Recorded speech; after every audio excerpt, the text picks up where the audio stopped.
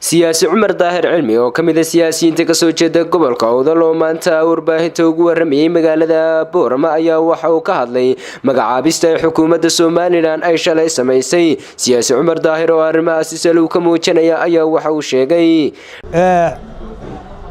wakiilada uu shalay magacaabay inkastoo qaar lagu sheegayo qoyskiisa oo saahaneed sida safiirka uu abdaba geeyay oo kale haddana ragga qaar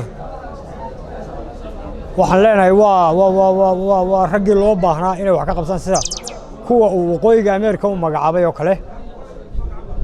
waxaan filaynaa golaha wasiirada oo ay ugu horeyso wasaaradda arrimaha dibadda in wax ka bedel weyn lagu sameeyo oo iyadana safaaradaasi haddii ay heli waayaan ama wakiiladaasi malaha safaarada leenooma aqoonsaneen wakiiladaasi haddii ay heli waayaan meel ay ku soo hirtaan oo ay cadceed ka soo baxdo oo wasaaradda arrimaha dibadda waa in shakhsi ku habboon oo buuxin kara kriteeriyada looga baahan yahay ay maanta Soomaaliland u baahan tahay waa in la geeyo wasaarado kale oo badanna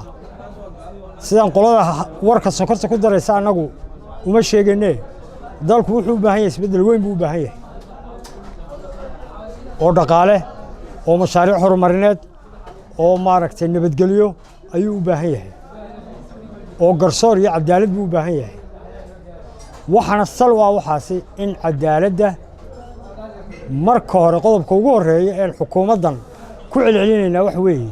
in cadaaladda laga taliyo oo cadaalad laga shaqeeyo taasaa lagu gaari karaa horumar. dhanka kale siyaasi cumar daahir cilmi oo hadalkiisa sii wata ayaa sheegay in laamaha amniga ee degmada Seelac iyo guud ahaan gobolka Salal uu u baahan yahay dib u dhis waxana uu yiri waxaan inta ku dar lahaa gobolka Salal ama Seelac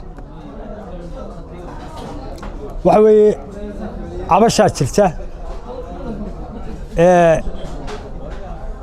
daliil baa jirta xagga booliiska waayo ma dhisna saldhigyadii iyo ciidankii magaalo madaxda Seelac ma dhisna markaa hoggaanka taliska booliiska iyo wasaaradda arrimaha gudaha waxaan ugu baaqaynaa in saldhigyo dhammaystiran la geeyo magaalada Seelac oo meel muhiim ah ku taala oo Yemen xadlale oo Djibouti xadlale oo Itoobiya xadlale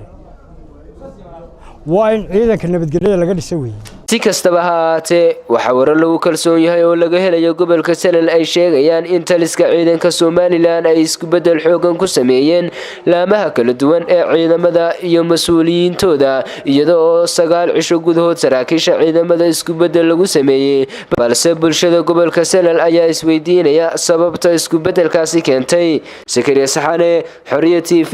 Boorama.